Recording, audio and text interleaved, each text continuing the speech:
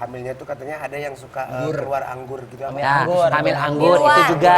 Itu kenapa? Nah, itu juga biasanya berkaitan dengan infeksi virus, CMV dan sebagainya. Bisa juga karena kekurangan vitamin A. Tapi kan dokter sekali ketika ngelihat calon pengantin itu melakukan pemeriksaan, kita sudah bisa lihat, oh ini kayaknya anemia. Oh, jadi kita arah pemeriksaannya kemana.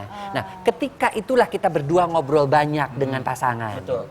Ya, bahwa kenapa dok saya pengen buru-buru hamil nih? Jangan dulu, lihat.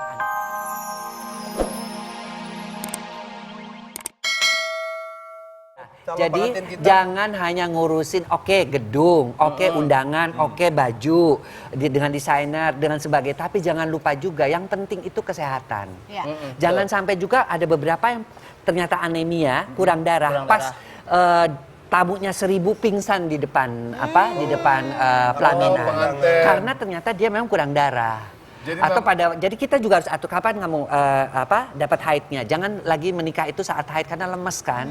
Kadang lemes, kadang-kadang akhirnya jadi pingsan dan sakit kasihan gitu loh. Enaknya itu gini, ini kan kadang juga ini mitos dan juga keseringan di kampung gitu dok ya. Kira-kira umur yang siap secara wanita nikah itu, nah ini harus kita buka juga. Jangan buru-buru ngawinin, mentang-mentang punya anak perempuan langsung udah dijodoh-jodohin dikawinin di bawah usia 20 tahun. 20 Paling tahun, bagus itu menikah bagi wanita 20 tahun ke atas. Kalau pria di atas 20 tahun juga, 25 lebih bagus lagi. Calon istri saya 19 tahun. Nah itu. Tunggu dulu. Tunggu dulu. Saya arahnya ke situ Bang Ipul. Karena Bang Ipul itu di bawah 12 tahun. Pul, yang mana sih Pul yang calon lu Pul? Aduh, kasih tahu, yang mana lagi gitu maksudnya ya? Saya juga sebagai aspirnya nggak ngerti, jadi solusinya gimana kalau punya yang kayak gini? Jadi artinya kalau bisa, oke lah kalau misalnya harus nikah, tapi hamilnya tahun depan. depan. Jangan diburu-buruin karena di bawah usia 20 tahun Alasannya? ada kemungkinan panggulnya belum berkembang. Nanti tuh ketika hamil ada preeklamsi. Preeklamsi itu dengan darah tinggi, bengkak dan sebagainya. Kesulitan melahirkan karena panggulnya belum berkembang, kepala bayinya nggak bisa turun, nggak bisa. Tapi itu berarti kalau di bawah usia gitu dia harus KB dulu, istrinya? Apa cowoknya yang KB? Cowoknya bisa, ceweknya juga bisa. Bisa jadi juga pakai KB yang dulu. menahan dulu ya. Ditahan. Pada Terus, masa subur nggak usah melakukan Dok, kan dulu kadang-kadang hubungan sama ada istri. usia pernikahan di bawah 19 tahun itu berhasil. Itu apa karena memang lagi mujur aja atau lagi gimana tuh, Bukan Dok? berhasilnya sih masih berhasil. Orang 15 tahun aja bisa hamil. Kan Cuman proses Karena orang-orang zaman dulu kan gitu, seperti ibu saya. Dulu menikah umurnya 13 tahun. Ibu saya. Nah itu mungkin gimana? Ya tapi resiko-resikonya zaman Ada dulu resikonya. kita lihat. Kan, Dulu anak banyak dan banyak yang meninggal anak-anaknya. Nah karena pernikahannya belum kondisi panggul dan kondisi kesehatannya fisik dan secara segala fisik macam. tidak Siap. diperiksa. Dan ilmu Makanya- kesini makin maju, Iya. Bang Ipul, jadi dokter-dokter udah ngelihat Perempuan-perempuan juga sekarang jangan buru-buru kawin. Sekolah yang bener dulu. Nikah, Dok, nikah. Ya. Nikah. Dokter. Soalnya gini dok, kalau buru-buru kawin sering kasusnya bayi tabung. Ya sebelum nikah nabung dulu. Oh seringnya. itu salah.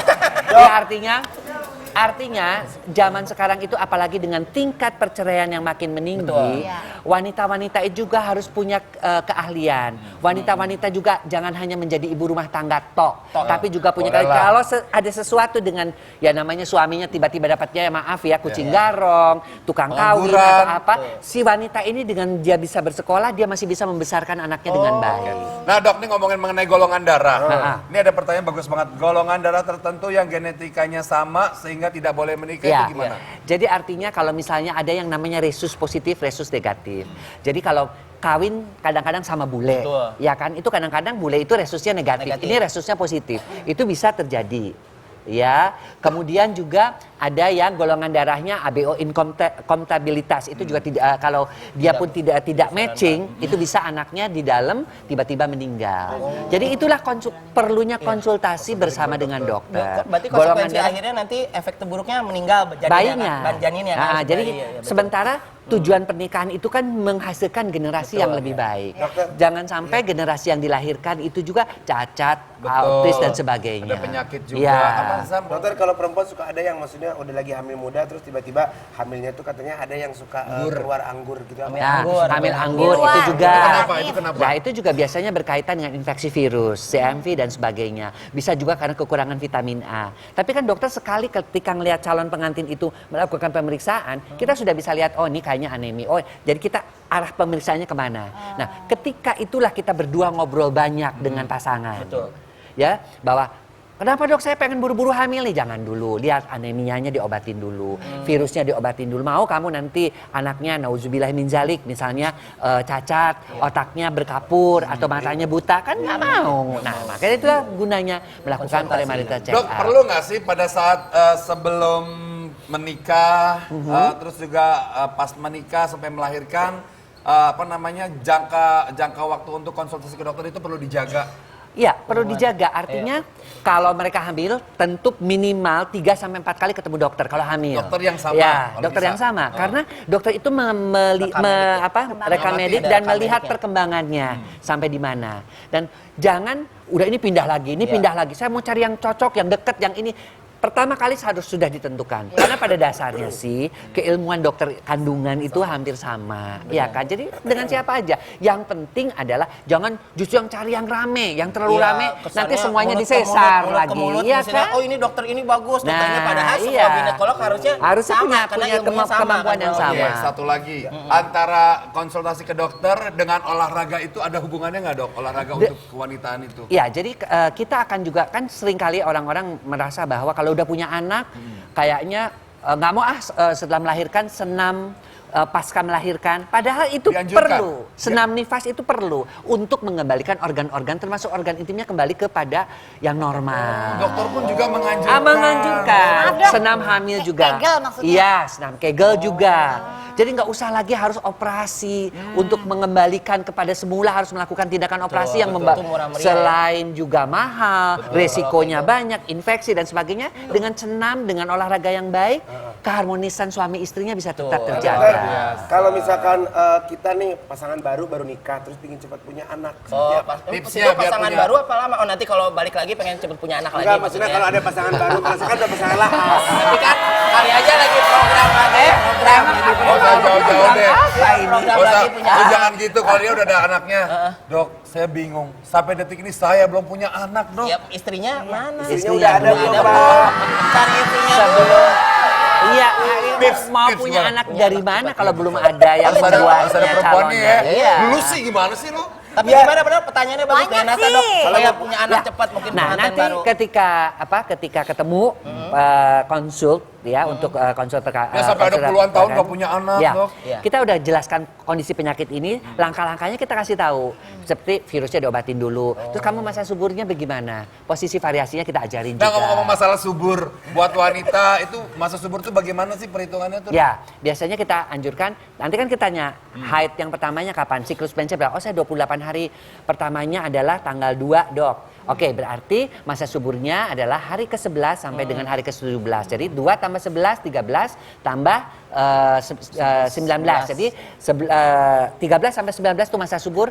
Kamu melakukan hubungan suami istri 2 hari sekali. Nah. 11, 13, 16, 18. Ini Kalau cewek sama cowok bisa nggak dok? Dapat ceweknya gimana? Ah, Oh, itu juga punya bisa, anak, lahiran ya. cowok-cowok. Tapi biasanya dokter untuk anak yang pertama dokter nggak mau. Anak yang pertama yang penting sehat, segimana dikasih sama Allah aja. Itu khusus yang pertama dulu. Dok yang pertama. Tapi yang kedua dok, Ya. anak yang pertama saya cowok. Oke, yang kedua kita program. Iya. Bisa dari mulai cara makanan, pada saat berhubungan, saat melakukan tanggal-tanggalnya itu kita program Bocoran semua. dong. Kalau saat berhubungan kamu dapet cewek dari mana sih? Gimana caranya, Ya, gayanya? atau kita mungkin- Nih, bukan, lu ya, bukan ini gaya, ya. Ini bukan curhat hati gaya. Mbak Welas. Kenapa punya anak laki ya? Iya. Mbak Welas nggak punya anak laki ya? Aku anaknya Takut ya? laki-laki. Takut kayak di belakang Pengen ya? anak perempuan. Pengen anak Oh, perempuan. gitu. Iya, Jadi iya. nanti setelah itu 3 bulan dulu. Kalau pengen punya anak perempuan, suami itu jadi kambing, makannya sayur terus. Kalau yang Mbak Welasnya sendiri makannya daging, jadi Aku macan, daging, Oh, ikan, iya, iya. nggak boleh sayur. Oke. 3 bulan. Nah, Kemudian Iya, terus- kalau kita tahu bahwa anak perempuan itu suasana harus asam.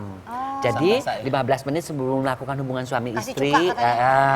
harus Itu dicebok cukanya dulu. Cuka dapur apa cuka apa Cuka sih? yang sudah diencerkan, Oh, cuka encer. dicebokkan. Pakai cuka, Iya. dokter. Itu apanya yang pakai cuka? Pempek. Itu, Artinya Oh, ya dicebok Allah. dulu, Betul. ceboknya, Dulu. caweannya Si itu kakak pakai siri ini pakai cuka. Ini Oh, cuma iya. jorok loh ini ngajarin. Kalau maksudnya kan biar jelas, biar tahu gitu. Nah, ini Dok, teman saya punya anak. Ya, ini nggak tahu kenapa gitu. Kok bentuknya laki tapi gayanya kayak perempuan itu apa salah Itu- bibi? itu Gimana? tidak. apa itu anak yang mana? Itu anak gimana tuh dok ya? Ya, jadi- Maaf, dok. Itu gimana? Jadi kalau gaya-gaya seperti itu seringkali Itu karena berkaitan dengan lingkungan. Oh. Mungkin kayak misalnya si ibunya itu kerjanya di salon. Orang salon kadang-kadang kan Pengaruh gaya-gayanya ya. seperti akhirnya Iya. mempengaruhi Tapi juga. itu pengaruh hormon kan, Dok? Salah Nah, satunya. yang kedua juga adalah seorang ibu Hormon pengen estrogen. menginginkan anak perempuan, Iya. tetapi ketika lahir laki, dari kecil diperlakukan seperti perempuan. Kalau soal ngidam itu percaya nggak? Apa itu sebuah mitos? Apa maksudnya gara-gara lihat dia akhirnya anaknya jadi dia? Enggak. Kalau ngidam itu karena pengaruh hormon. Oh. Pengaruh hormon akibat pengaruh hormon salah satunya adalah chorionic gonadotropin hormon. Itu mempengaruhi peristaltik dari lambung. Iya. Akibat peristaltiknya itu jadi gampang kembung, mual dan muntah. Nah, yang kadang-kadang gini, kalau lihat orang, ih amit, itu kalau dari ilmu kedokteran gimana sih? Ada hubungan yang namanya psikofisiologi.